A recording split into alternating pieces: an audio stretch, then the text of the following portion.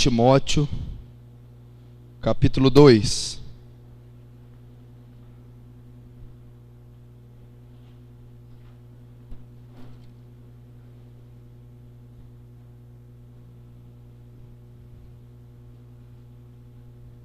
No versículo de número 15.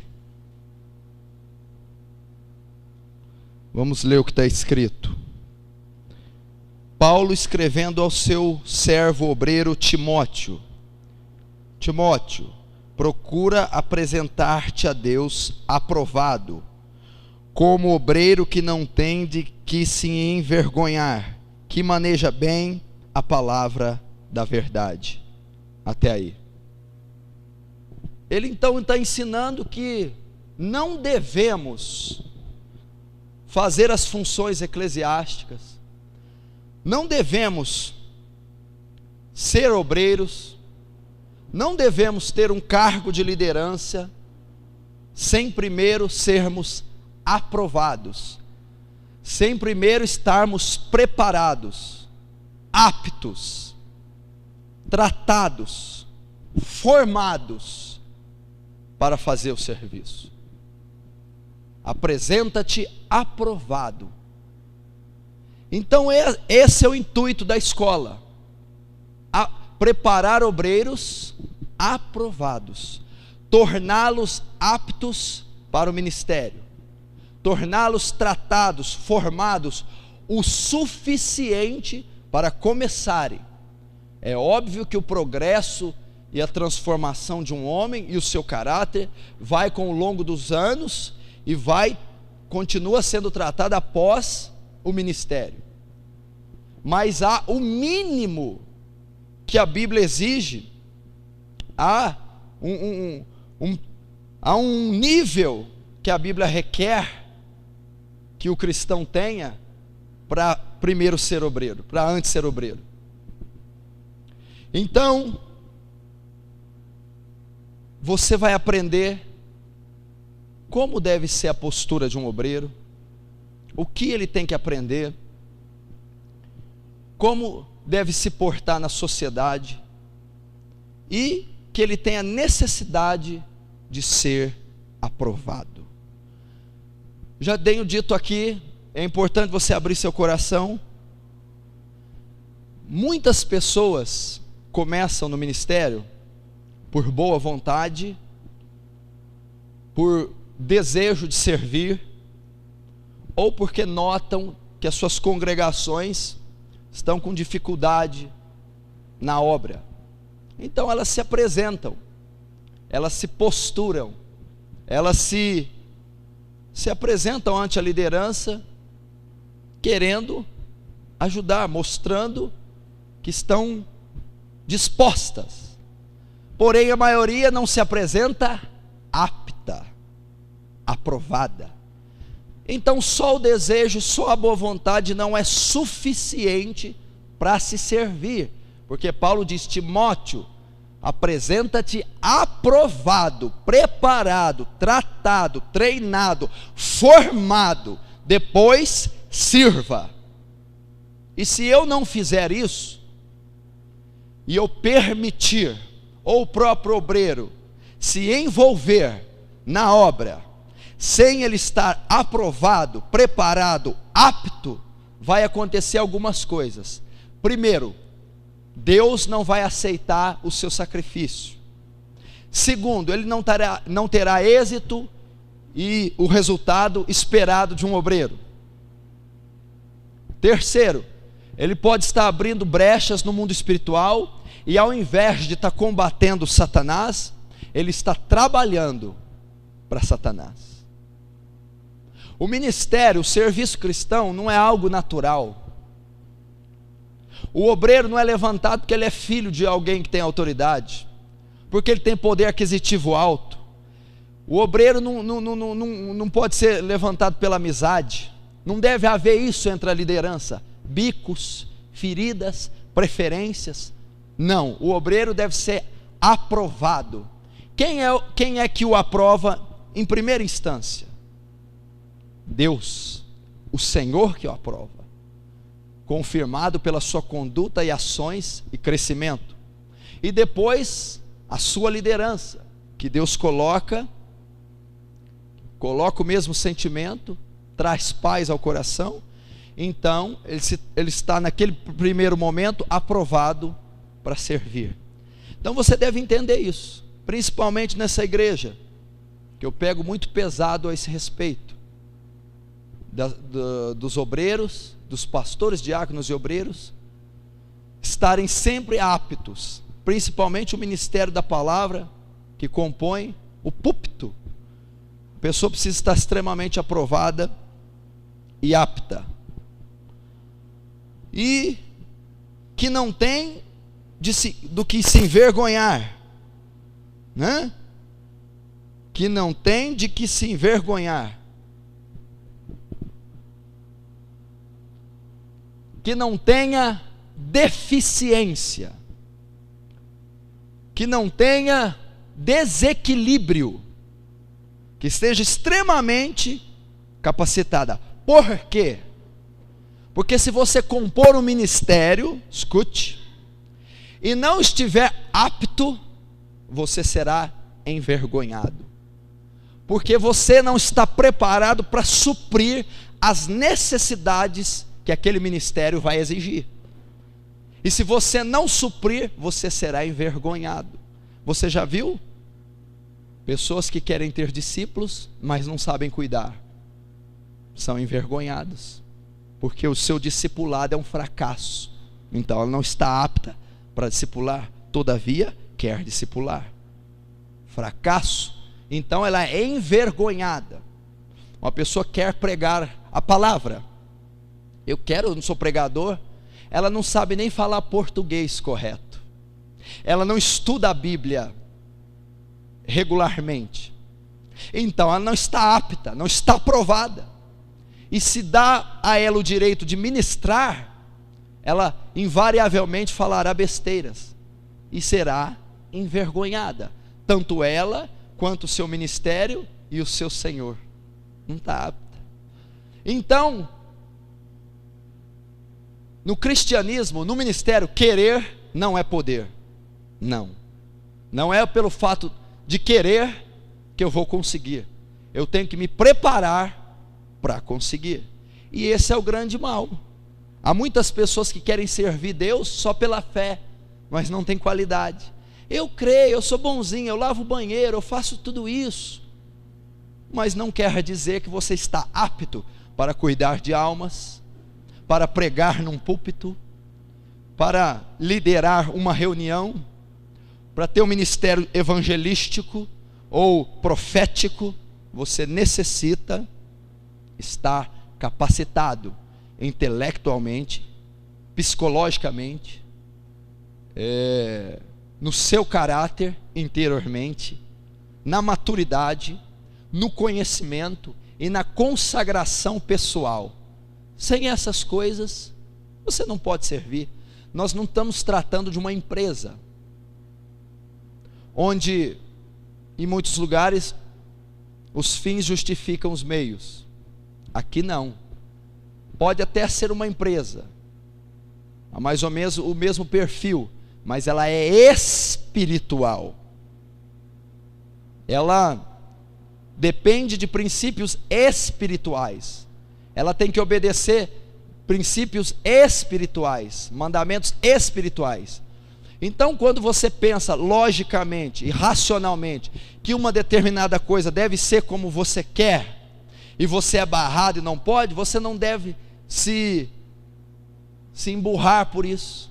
Você deve entender que a mecânica do ministério não funciona muitas vezes como você pensa e como a sociedade age.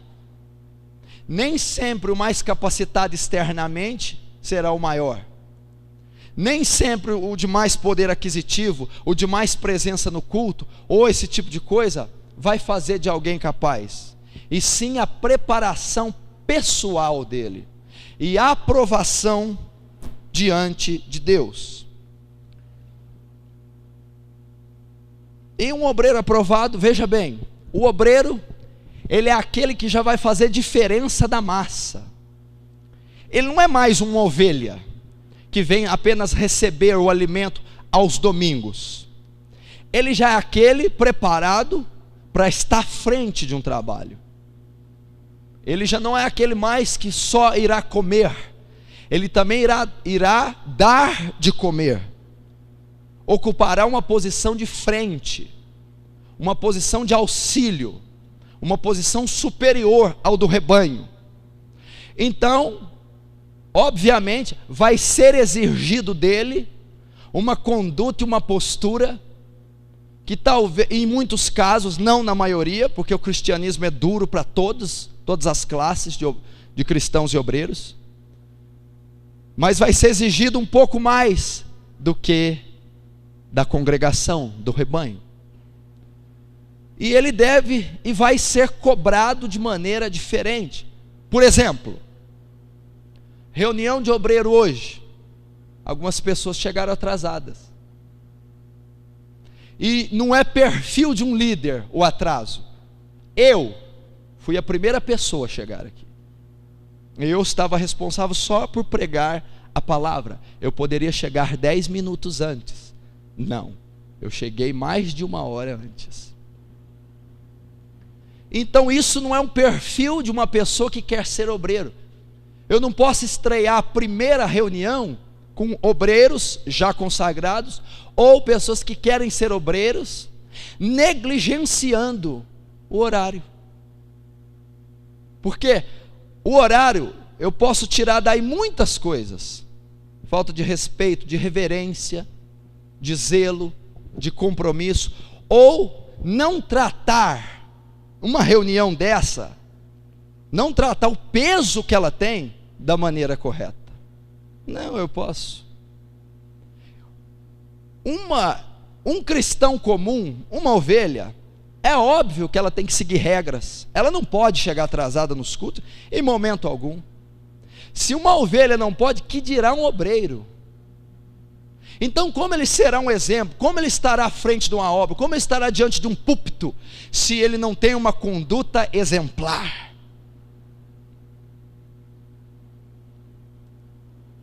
Cheguei aqui, estavam testando os instrumentos. Um obreiro aprovado testaria 3 horas antes, e não 20 minutos antes. Ele tem que zelar pela conduta. A minha parte foi totalmente feita. Preparei o estudo, preparei até a câmera, que não é alçada minha, mas como eu sempre trabalhei com isso, eu preparei. Minha parte estava pronta, eu estava esperando, estava descansando até que chegasse a hora. Enquanto os demais não entendem que tem banheiros para se arrumar, cadeiras para se alinhar, som para testar, e uma infinidade de coisas. O obreiro aprovado não tem do que se envergonhar. Eu cheguei aqui, não tenho nada do que me envergonhar. Esses que tiveram essas deficiências têm muito que se envergonhar. Isso é ser aprovado, e Deus vai cobrar isso. Eu não tenho luxo de chegar na hora, ou chegar depois, de deixar para depois, de fazer de qualquer jeito. Não, eu sou exemplo para os demais, eu sou exemplo para o rebanho. O fato de eu querer ser um líder, um obreiro, vai me fazer ser exposto, e ser visualizado, visado é a palavra. Então minhas palavras serão analisadas, minha vestimenta será analisada, minha conduta, aonde eu vou, com quem que eu vou, que horas eu vou, que horas eu chego, o que estou fazendo, com quem estou fazendo, o que estou assistindo, com quem estou assistindo, aonde, com quem estou, para que e por que estou fazendo aquilo. Vai ser cobrado dele isso, porque ele está na linha de frente, e ele está sendo visado, e ele vai ser um bom ou um mau testemunho para o cristão mais fraco, ou para a sociedade, ou para o rebanho em geral. Então ele tem que ter uma conduta exemplar, uma conduta aprovada. Então, a começar por isso, por esses detalhes.